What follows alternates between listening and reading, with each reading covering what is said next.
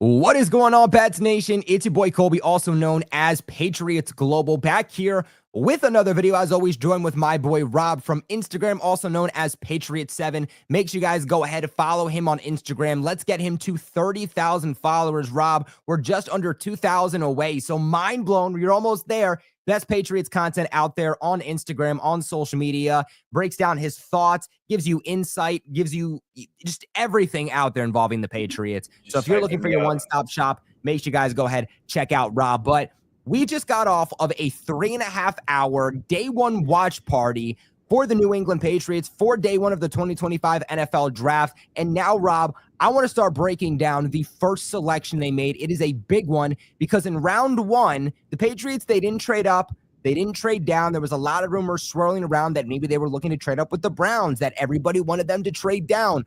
Ultimately, they didn't. They stayed pat, and the pick came in very, very quick. They wasted no time to get that card in to let everybody know that at 4th overall, they are selecting LSU's Will Campbell to be pinned in over at left tackle for the Patriots to protect Drake Maye's blind side, the pick that we've been hearing for months. And it felt like as we got closer and closer and closer to day one of the draft, that more and more reports came out from reliable sources that this is exactly where the Patriots were going to go. And it just feels like the fan base, even leading up to the selection, was very, very divided when it came to Will Campbell. So before we break him down, what he brings, the schematic fit, what were your reactions to the Patriots selecting him 4th overall?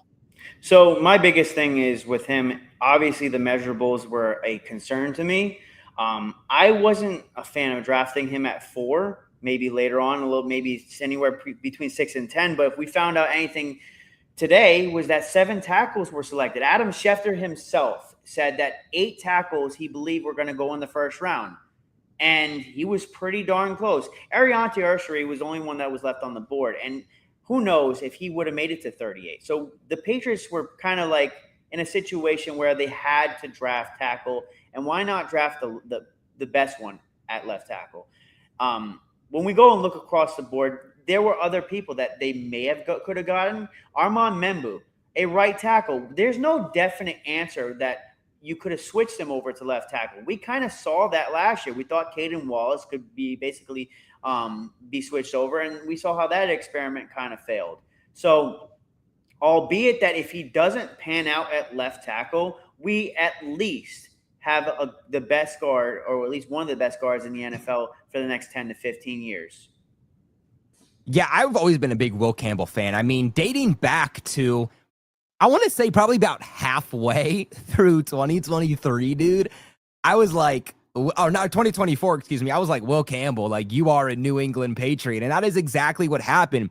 He has been the projected #1 offensive lineman in this 2025 draft class for a long time now. And I was somebody who was a big go offensive lineman in the first round. Don't worry about trading down. Don't worry about the perfect scenario. Don't worry about the playmaker.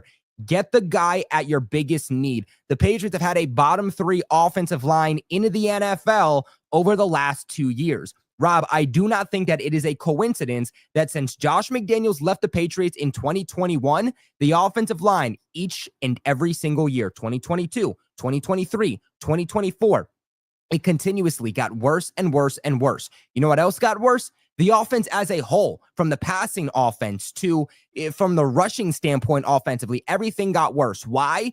Because if you want any type of offensive production, it all starts up front. It starts with the blocking. And this addition of Will Campbell is not only going to help the Patriots from an offensive standpoint, getting better production, but what it's also going to do, it's going to help you on special teams. Now, I don't think that's, going to give enough credit. When it comes to Will Campbell, he's going to help you over on that left side. He's going to help you when it comes to punts. It's going to help you when it comes down to kicks. And a really low-key issue for the Patriots over the last few years has been the amount of kicks they've had blocked, the amount of punts they've had blocked. And again, it all comes down to the blocking. Everybody's saying, go Ted, figure out tackle later. Go Ashton Genty, figure out tackle later. Ted McMillan is not getting the ball if as soon as Drake Maye gets the snap, there's 4 defenders in his face. It's not realistic. Especially when he's running like a 4.55. Exactly. Now, Ashton Genty, too. Everybody's saying that's going to take the pressure off of Drake Maye. Why don't you go running back instead of tackle? Ashton Genty is not dodgy. Great running back. Love him. But he is not dodging off 4 defenders that are going to be in his face as soon as the ball is snapped.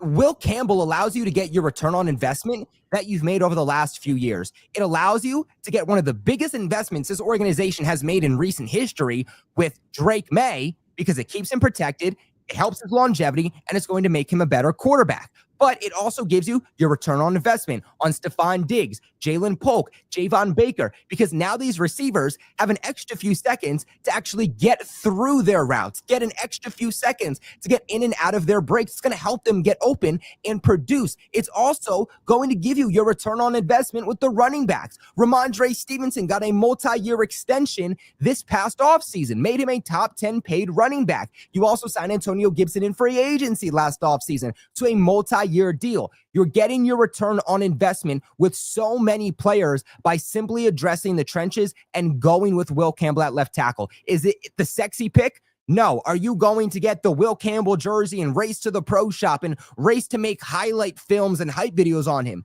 No. But if you want to make those hype videos, you want the offense to have better production, then it starts with building in the trenches, and that's exactly what you're getting with Will Campbell. And the thing is about Drake Maye, he had at least one confirmed concussion last year.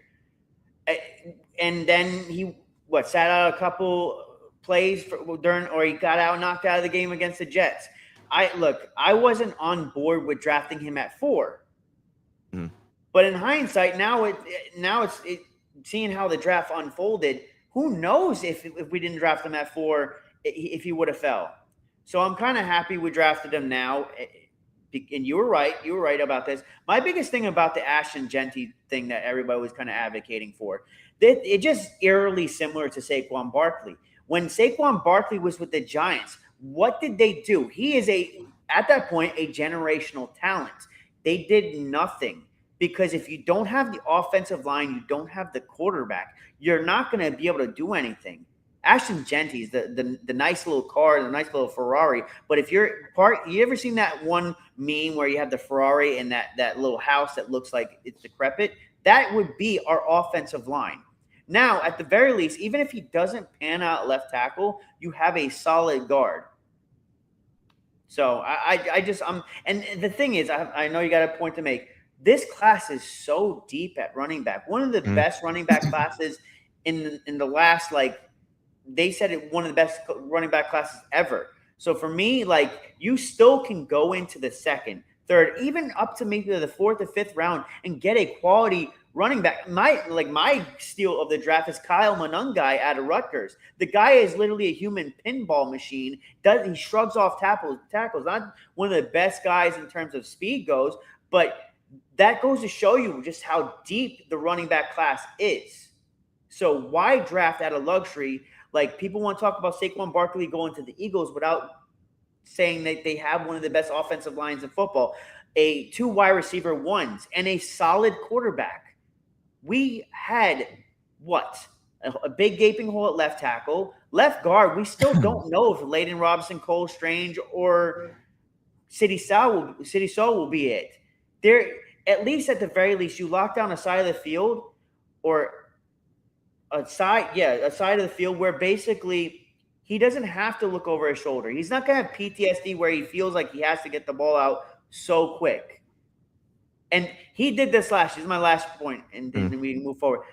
He did that last year. He basically almost broke Mike Vick's rushing record in terms of yards per rush, running behind the worst offensive line. Maybe he won't have to get those unnecessary injuries. Maybe he won't have to basically almost break Mike Vick's record to basically keep the game alive. And for those who think that they should have pushed tackle down the road, they should have kept kicking the can down the road, even though this has been the Patriots' biggest need, arguably, over the last 2 years, obviously outside of quarterback. Look at how valuable it was. How many offensive tackles went in the first round last year? It was 8, right, Rob? I believe that was the exact number. 8 went last year. It was a lot, and we missed out because no team was willing to let us trade back in. The Patriots tried to. We were blocked out of the first round. Exactly, because tackle is so valuable. Why? Because teams understand that if you have holes on that offensive line, you are going to get a dip in production in every phase of the offense, in the running game, in the passing game. You're putting your quarterback in jeopardy, especially long term. And you look in this draft specifically, this class wasn't as good with tackle as it was last year. It's not as stacked, but you still had 3 tackles taken in the top 10 alone. You had Will Campbell go at 4 to the Patriots. You had Armand Membu go to the Jets at 7. You had Kelvin Banks go to 9 with the Saints. Even when it comes to the offensive line in general, you want to talk about interior offensive linemen. Tyler Booker, a second-round projection at guard, went all the way at number 12 to the Cowboys. You want to continue to go down. Gray Zabel, the tackle/interior offensive lineman, goes at 18 to the Seattle Seahawks. You want to keep going? Donovan Jackson, the tackle/guard, goes at 24 to the Minnesota Vikings. Josh Connerly, the tackle out of Oregon, goes at 29 to the Washington Commanders. Josh Simmons goes at 32 to the Kansas City Chiefs. This is why you didn't trade down. This is why you didn't wait till day 2, because the only quality starter left at tackle, period, not left tackle, the only quality starter left at tackle, period, that can plug in and be a starter for you is Ariante Ursary. And I promise you, that guy is not going to fall all the way down to 38. That's why the Patriots had to make that selection. And I don't see how you can argue with this. And then when you go and look at just the Super Bowl in general, going back to what Mike Vrabel has said, you basically build through the trenches, and the Eagles did that. You can't plug a Joe Thuney at left tackle. We've seen what happened in the Super Bowl when you go and put a guard at left tackle. So that's why a Josh Simmons went to the Chiefs at 32, because they seen the trend. If they go and let Josh Simmons drop to the second round, he's not going to last far enough for them to go up and grab him. So they had to go and take a guy that was basically what I believe the injury is a patella tendon, right? Don't quote me. I don't know how to say the injury that well. You got it. Props to me. But it goes to show you that you got it. They lost Joe Thuney, or they put Joe Thuney. They lost Joe Thuney this offseason, but they had to go and replace him, because the fact that look how he played in the Super Bowl when they tried to translate him to the left tackle position. It just didn't work. So, look, man, I didn't want him at 4, but you talked to me like Cody. You were Cody. You were Colby. Colby. We've been 3.5 hours in this. Colby. Yeah. It goes to show you cannot just keep on pushing the can down the road. I'm glad we at least drafted him, man, and we got something instead of Ariante Ursary. Who knows if he goes and drops to 38? Yeah, I also personally don't agree with this. I mean, Ozzie Chapillo, I like Ozzie Chapillo. He's a developmental tackle. He's a swing tackle early on. He's not a plug-in day one starter on the right or left side. And he's a projected 3rd-round pick also. So, yeah, like I said, Ariante Ursary was the last one there. But, Rob, a lot of Patriots fans are still upset. Some people in here saying, oh, well, half of you are going to fall off by week 8 when he shows you that, he's not a good player. So for those who are still not on Will Campbell hype train, let's sell them, because when Will Campbell was drafted, he had tears in his eyes immediately. And you can tell that this is a guy that is going to ride or die for this team. He is going to leave it all on the field. I think that Will Campbell could be a captain year 1 for the Patriots immediately. This guy is going to become the fan favorite. This is going to be the new David Andrews to the offensive line. Will Campbell, on being drafted by the Patriots, says, and I quote, "I'm going to fight and die to protect them with everything that I got." Also said, and I quote, "This is where I've wanted to be from the start." If that doesn't say it, I don't know what will. And like you said, man, the guy is just he's a leader. He's not gonna get himself in trouble. Josh Simmons, say that we would have grabbed Josh Simmons. He has off the field issues. He has a maturity issue that was coming as a growing concern. I don't know if I would want to take that kind of chance, especially when you're trying to develop a culture within this team. So what we'll hang our hat on moving years forward, and what this is going to be a pick that could have altered the next 5 years. And you're getting a leader, a captain. Go look at some of the guys we brought in this offseason. A lot of these guys are high character guys. Go look at the Morgan Moses press conference. I want to run through a wall for this guy. So now you get 2 guys on both bookend sides of the offensive line that are just high character guys. I'll keep on saying it because I know they're going to come in the comment section for me. I wasn't okay with drafting him at 4, but being that now you see how the draft unfolded, I don't know if he makes it past 6 because of Colton Miller with the Raiders.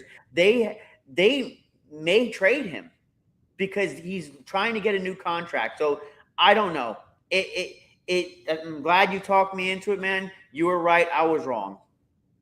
I think the other thing too with Will Campbell is that a football team is so much more about the talent on the field, right? A football team is more so about how do you play together? How do you play as a unit? You need guys who will play together, who will play for their teammates, who are going to leave it all out there on the field, who are going to help their teammates and motivate their teammates. You look at the Detroit Lions. Yes, that team has built up the talent over years, but the reason they've gotten so successful is because they've bought into what that team believes in, what Dan Campbell believes in, the narratives that have been set by the players. They've built a culture there, and the Pages have lacked that culture for so many years. And Will Campbell, Mike Vrabel, these are the types of culture pieces that are going to be the foundation for the New England Patriots moving forward.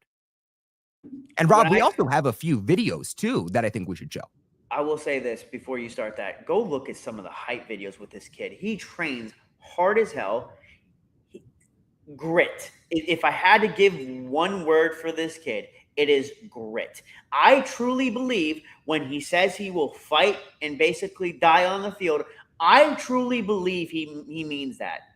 And that is something that it has a trickle-down effect for the rest of your roster. My one word for Will Campbell, just dog. And not D-O-G. I'm talking D-A-W-G. That's how much of a dog he is. But we got a few clips that we want to show here for you guys. The first one was when he was drafted by the Patriots. This was his original reaction. And they asked him a few questions that I wanted to share here with you guys. Can feel that. We absolutely can feel that, Will. You are brought to New England to protect Drake Maye. What kind of tone are you going to set on this offensive line? I'm going to fight and die to protect them with everything I got. Congratulations, Will. I appreciate it. I mean, how can you not love that response? Goosebumps.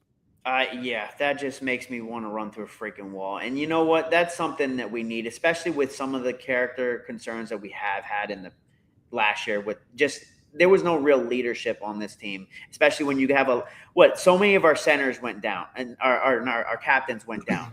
So like this is a guy that I think that is going to, like you said, he may be a captain day one because what did Mike Vrabel say? He doesn't care how long someone's been in the NFL. He will make them a captain if they deserve it. And I can see it, man.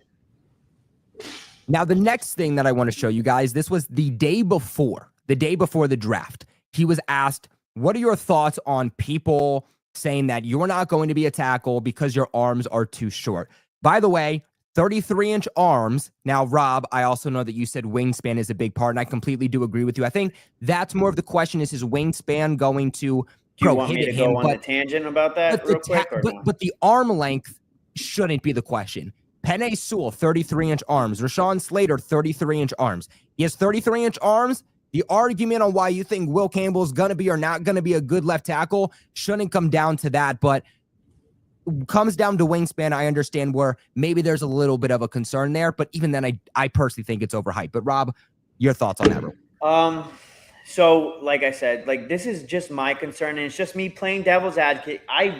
Who would want to pray for their team's downfall? Not me. I want the kid to succeed more than anything, but I gotta call it out as I see it because then you guys would think I'm fake. In terms of the wingspan, so Penei Sewell, Rashawn Slater, and Will Campbell, yes, all their arm lengths are 33 inches. This is where the discrepancy is.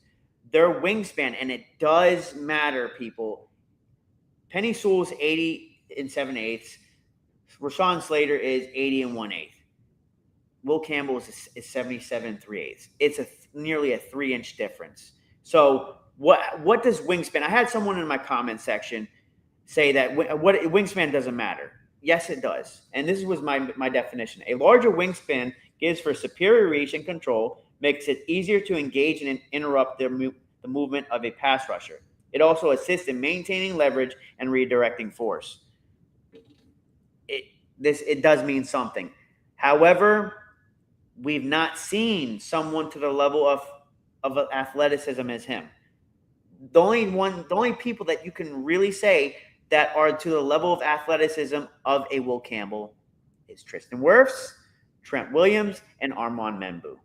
That's it. Yeah, one of the big reasons too, I'm not necessarily worried about that arm length is because that's more so if you want to initiate contact first, like that's a big reason you want those long arms. But he's so fast, especially out of his stance, to where yes, his arms are shorter, but he doesn't have to worry about initiating that contact first. He doesn't have to worry about going towards the defensive lineman. He's going to get out of that stance first before that defensive lineman does, and he's going to sit back there and say, "You're coming to me, buddy." And Will Campbell has the best damn mechanics out of every single offensive tackle in this class, which is why I don't think it matters. And who to learn better from than Doug Marrone, who has like 20 years experience. And not only does he have Doug Marrone to learn from, he has two other there's a myriad of offensive line coaches. So he's going to learn. I'm not worried about that. And I think he has the wherewithal and just the mental maturity that he's willing. Like the guy said he would basically play guard if he needed to. The guy is going to work for what he is. He's a workhorse. And I just think that he's like people are claiming, he's unbustable because if he doesn't pan out left tackle, at the very least he get a good left guard or to good to great left guard, but you also get a leader. Yeah, that's my big thing. That is the biggest thing because that is something this team lacked. Well, that's my big thing too, Rob, is that everybody's acting like, well, you can't take Will Campbell at 4 because if he doesn't work out at left tackle, you're screwed. The conversation is not, can Will Campbell be a bust in the league? Not a single person has said that Will Campbell has the potential to be a bust in the league. The only thing that people are saying is Will Campbell going to be a left tackle or is he going to be an all-pro left guard? The question marks are, where is he going to play? I promise you, Will Campbell is not going to be a bust of a pick. If he doesn't work out at left tackle, congratulations. You drafted yourself an all-pro left guard, which is still a major need for this team. But let's take a quick listen on what Will Campbell's response was when he was asked about the adversity he's had to go through with his short arms. About the pre-draft, the lead up, and dissecting stuff like that, when you feel like I've proven and I've shown on tape what I can do. Yeah, I mean, it's not exhausting. I've heard it since I was 14 years old. You know, the school that I just went to, they said the same thing to me. You know, my coaches, you know, that everybody's had a concern with my arm length since I was 14 years old and I got my first offer. I didn't let it become a problem now, or then. I'm not going to now. You know, there's some teams that want to play me at guard, and I'm fully willing to do that because I'm a team guy first. I want to win, and I want to win now. I don't want to wait. And if that means me playing early, me winning, is me at guard, me at X receiver, me at tight end, that's what I'm going to do. So, like I said, wherever, you know, the opportunity presents itself for me to get on the field as fast as possible is what I'm going to do. That win now mentality, Rob, I think that's another big thing about this. And you know, the other thing too is like Mike Vrabel even said this before they drafted Will Campbell. And he said, you know what? He played at LSU, one of the highest competition levels in college football. He played against some of the best edge rushers that are in the league now. He played against some of the best edge rushers that are in this draft class, which is considered arguably the best edge class to have ever come out of an NFL draft before. And guess what? He was perfectly fine. It didn't bother him. So why do I have to believe that all of a sudden those short arms, the short wingspan, as he transitions to the NFL, all of a sudden he's just going to bust out? I think the biggest thing from this, man, that I grabbed, I don't know if you really kind of picked up on his body language, and I'm kind of happy this whole thing has happened. He's pissed off. And you know what? What happens with players like that, man, they have a chip on their shoulder. And we've already seen what happens when you put a chip on someone's shoulder. They can turn around. He's going to be out to prove it against the world. And he looked annoyed. Like Jonathan Watson in the comments section, he looked annoyed. He did look annoyed. And you know what? He needs that because you know what? It's like, yeah, doubt me. Watch what I do. Good. I want that because that's what this team needs.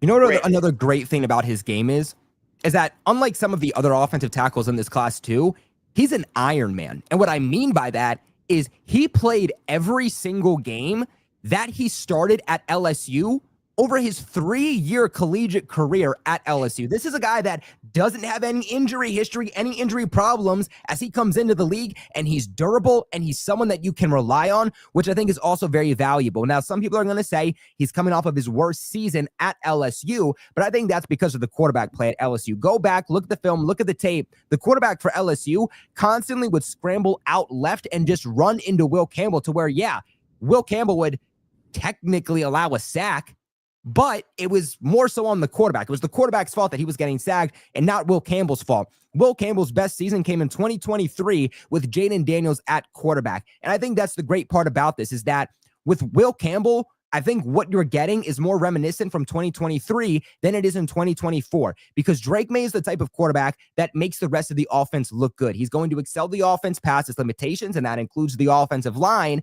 And any deficiencies, any problems that Will Campbell's going to have, Drake Maye's mobility is going to help him look significantly better. I think that's why this pick looks even better. I mean, you go look at last year. He was on pace to break Mike Vick's record for the yards per carry, right? He was on pace behind the worst offensive line in football. So if he gets even a millisecond more, because the average time for a quarterback to have or to get the ball out is 2.5 seconds. We've said this in many streams. He wasn't even getting that. So if he even gets maybe a quarter second more, which I think he's going to get that because no disrespect to Verdarian Lowe, but Will Campbell is miles better. So if he even, like I said, going into this draft, if we even get an average left tackle, Drake Maye will perform. But now that you're getting a guy that's a stud, he's a stud, it's just going to make him better. Now we're in a situation when you go look at the rest of the draft, there's a lot of players that fell that were not projected to fall, and now you got your left tackle. You're not like on all those other teams that like, oh, yeah, let me just wait and wait and wait. Yes, the Kansas City Chiefs got Josh Simmons, but they also got a guy that has character issues, that's coming off a significant injury. I don't know. That's too much of a red flag for me, Colby, to have waited for a guy like that. That's just my opinion. I agree, too. And I said this during our live watch party is you addressed your biggest hole, your biggest need, and now you can go do whatever you want. The Patriots didn't have to trade back into the first round. The Patriots don't have to trade up. The Patriots can do whatever they want. They can trade back, they can trade up, they can go best player available. They don't need to worry about, hey, we don't have a starting left tackle. This is a need that we literally have to fill. Now they can sit back and do whatever they want in this draft. And that's a luxury of taking Will Campbell at number 4. But Rob, I want to talk about a little bit on what you're getting with Will Campbell, the player. So you're getting a guy who's 6'6", 323 pounds. He's a really good pass blocker. That's the best part to his game, which for a left tackle, given the fact that Drake Maye is a right-handed quarterback, that is his blind side. You want a left tackle in this situation who's a much better pass blocker than he is a run blocker. Now, thankfully, he succeeds a lot better in a zone system than a gap system. Thankfully, that is exactly what the Patriots are going to run. They're going to run more of a zone system under Josh McDaniels. Now, on top of that, a few things that I want to let you know about Will Campbell. He was a 4-star tackle recruit from the 2022 class. He was the top-rated high school player in the state of Louisiana. He was awarded the 7 patch, which is given to team's top playmaker from Louisiana. He was also in 2023 AP second team All-SEC.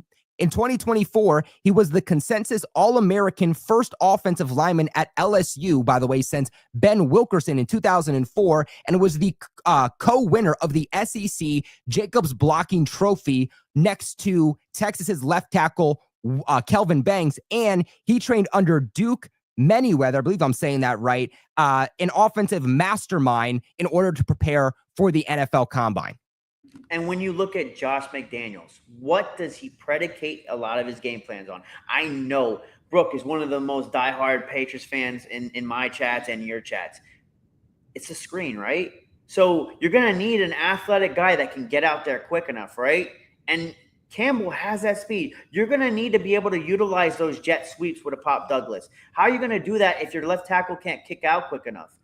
And with him and his athleticism, you're going to get out a guy that's going to get out there quick enough to block for a Pop Douglas. You're going to get a guy out there that's going to be able to block for the screen.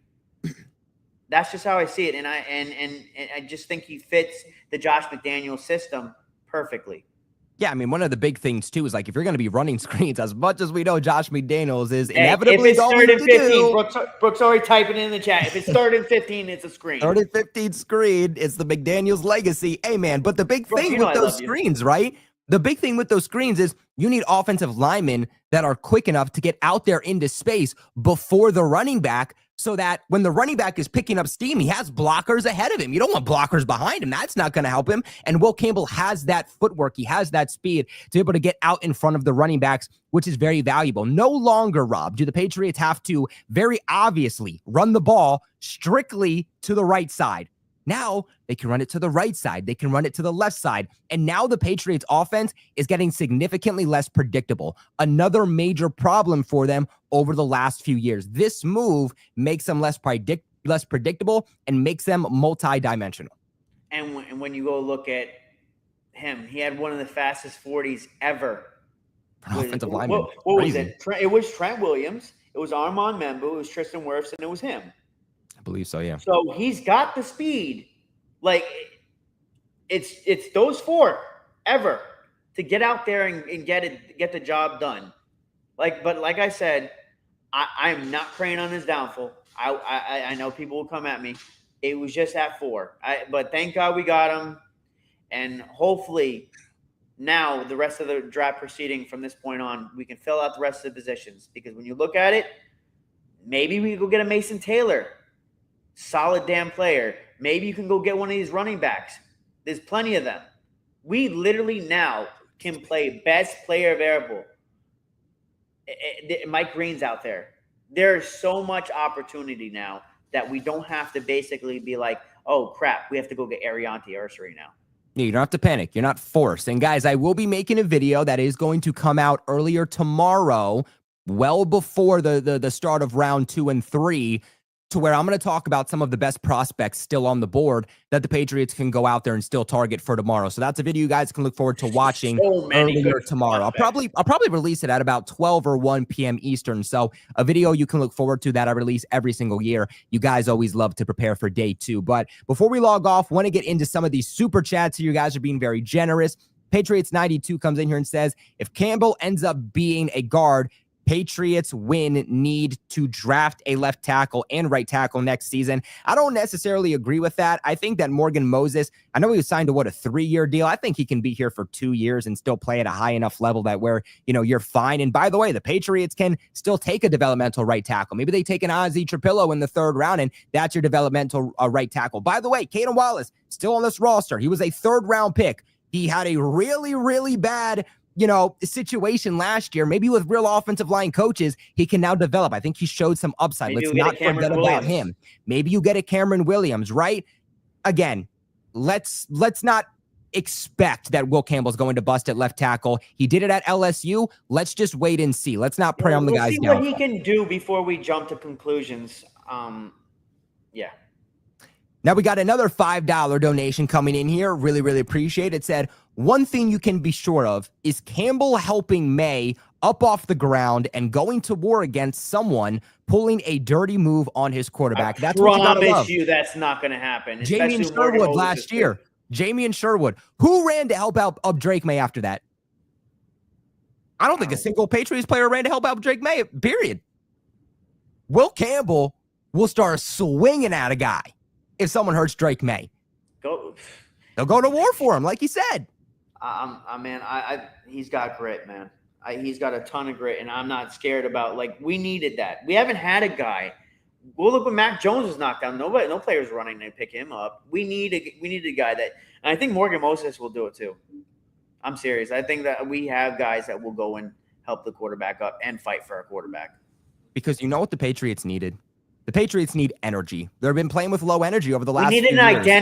We needed an identity, and the identity is this. It's grit.